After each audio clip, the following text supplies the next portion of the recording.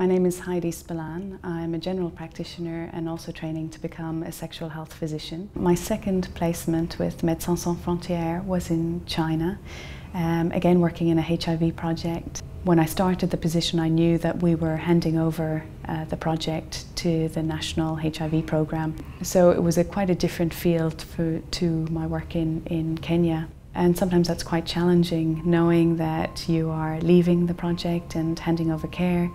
We had to transfer our patients to the national HIV program, and in that process we aimed to maintain the standard of care that Médecins Sans Frontières had been providing for these patients. So one story that sticks with me is of a HIV positive pregnant woman in China. She was admitted to the intensive care unit because she was so unwell.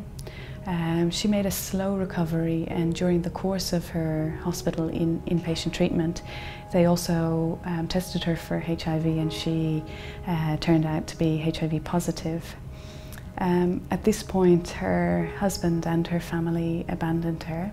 It came to our attention as when her own financial resources had dwindled, she wasn't able to continue paying for her hospital care. Médecins Sans Frontières was asked to assist with her care. At this point she also had developed visual impairment, and by the time we were involved she actually, her vision had deteriorated so that she could just about make out light and darkness. She delivered her baby in one of the local hospitals. Unfortunately, her baby died within a few days. And this patient, you know, for me, she had lost everything. She had lost her husband, her family, her financial resources. She had lost her baby, and she had lost her vision. And I thought, you know, how could she not lose the will to live?